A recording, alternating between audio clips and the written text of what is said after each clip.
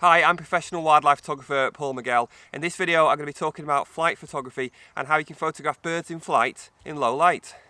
I have to admit I do enjoy bright sunshine and blue skies for my flight photography. It can give those wonderful conditions for photographing birds in flight and it makes the job a lot easier. But undoubtedly you're going to experience those days like today, particularly if you live in the UK, with dreary grey blank skies. So I'm going to give you some tips and techniques on how you can improve your photography in these conditions. So should we just simply put the ISO up to give us a faster shutter speed? I'm going to explain why putting the ISO up actually gives you a faster shutter speed. I'm not going to go into it in the most deepest technical way. You'll find plenty of people on YouTube who are happy to do that. But basically it's to do with the light sensitivity on the sensor on your camera. So as we increase the ISO, we're kind of increasing the ability of the sensor to gather light. And if we imagine shooting on aperture priority with a fixed aperture, so we've just got the ISO and the shutter speed balancing the exposure. As we increase the ISO, increase the ability to gather light, because it's a balance, the shutter speed will then actually be faster to reduce the light because we're balancing the two. So in very, very simple terms, in practical terms, increasing the ISO will increase the shutter speed. Maybe doubling the ISO, for example, is automatically going to double the shutter speed, and that's going to help you to stop the movement of the bird in flight.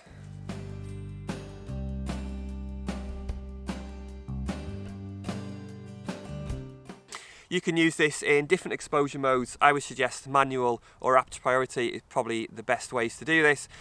If it's very consistent lighting like it is today, very cloudy, it's not going to change at all, then I'd probably use manual ISO and I'd just change the ISO until I got the shutter speed that I was after. In more inconsistent lighting conditions, and as an example, often around sunrise and sunset where you've got a bit of a mixture of light, then I would prefer to go with auto ISO and then just let the ISO fluctuate within a certain range. And when I do that on my camera, I usually put a maximum of ISO 3200 because I don't really want to go above that. Which brings me to the next issue, which is simply bumping up the ISO. And many of you will know that if you put the ISO up to a certain point, the picture starts to get really noisy. With old film, when we used to use film, as I did in photography, it was called grain. Grain and noise pretty much look exactly the same, or they do to me. So as you put the ISO higher, because you're essentially amplifying a signal, so as you increase that signal to gather more light, you're also amplifying the noise. And that's the biggest problem. If you put the ISO too high, you're going to get very noisy images and sometimes unusable. So I would say if you get an opportunity and you're not going to get that opportunity for a long time or possibly even ever again, then put the ISO high, get a fast shutter speed, get a sharp picture, make sure you nail it, and then afterwards you can deal with any noise problems in post-processing, either with Photoshop, maybe Lightroom, or something like Topaz for noise reduction, which I've never actually used myself, but I've heard good things about it. If you know the capabilities of your camera on higher ISOs, and it's something where you're able to repeat that opportunity a few times, then I would say try and limit yourself to an ISO that you're not happy going above. So again, on my camera it's about 3200, but for you it may be lower or it may be higher. One really important thing to mention, and I don't think it's talked about too often, is that one of the worst things you can do is to underexpose the image because it just introduces more noise. So it might be really tempting when the light's not so good and you want the faster shutter speed, it might be really tempting just to increase the shutter speed and just to deliberately underexpose the image a bit. And whilst you might get away with that sometimes, it's the best way to add loads of noise and completely destroy your image. And what I would say with that, and from my own personal experience, is it's probably better to use a higher ISO, which potentially gives more noise. It's probably better to do that than to stay at the lower ISO and to underexpose the image. So as I discussed earlier, increasing the ISO will allow you to use a faster shutter speed. But do we always need to use those really fast shutter speeds? And I seem to remember when photographers are using film, photographing birds in flight, shutter speeds were often like 500th of a second, and 1,000th of a second was considered, you know, really fast. These days we're so used to being able to use 2,000th of a second and even higher that it just becomes a little bit normal to use those really fast shutter speeds. You don't always have to use very, very high shutter speeds. If you know the subject you're photographing and you work on your technique, then it's possible to reduce the ISO to keep the image quality better and cleaner, and to use a correspondingly slower shutter speed but still get a sharp image.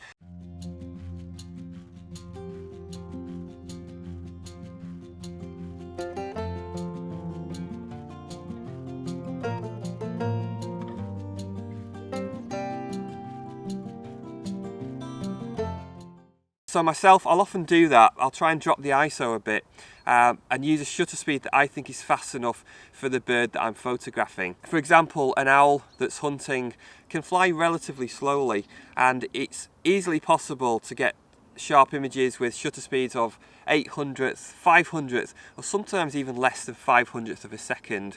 So all that depends on knowing your subject and really working on your technique as well. Another example would be a hovering bird where the body's going to be staying very still and the wings are moving. You might be able to use a slower shutter speed, and in fact that might work to your advantage because you get a nice sharp body and some blur to the wings.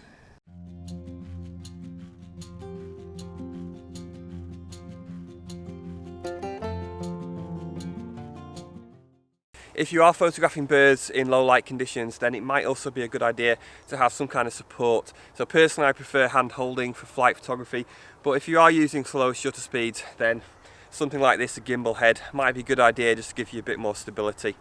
Another issue with low light conditions is that it can actually affect the responsiveness of the autofocus. So this is going to vary from lens to lens and also with the camera body. If you've got a really good prime lens with a wide aperture, particularly like f2.8 for example, it's going to increase the light gathering capability and it's going to be less of an issue. But for a lot of people, the lenses are going to struggle more in lower light. And this is where I like to use what I call the dab-dab technique. So rather than keep my finger on the focus and just keep it down, whether using shutter button or back button, doesn't matter to me. Rather than just keeping my finger or thumb down the entire time and following the bird, what I prefer to do is actually to keep re-engaging and disengaging the focus. So I'll do that when the bird changes direction or changes speed in any significant way. Rather than keep my finger down, I'll actually release it and then I'll tap it again to re-engage the autofocus. And I find that technique can work really, really well, rather than just hoping the focus keeps it tracking the entire time. Now you are going to experience situations where the light level's just so low, the light's so bad that it's almost impossible to get a sharp picture of that bird in flight. And I would say in that situation, just accept it, and rather than putting the ISO up really high and getting a grainy image, why not stick with the slower shutter speed and go for more of a motion blur shot? So rather than fighting against the conditions, go with them. Use the slower shutter speed, and for this kind of image you need to pan at the same speed as the bird is flying, and what you'll get is a really nice streaky blurry background which shows the movement, and hopefully if your technique's good enough the bird's going to be in fairly sharp focus. So next time the light's really bad, why not give that a try?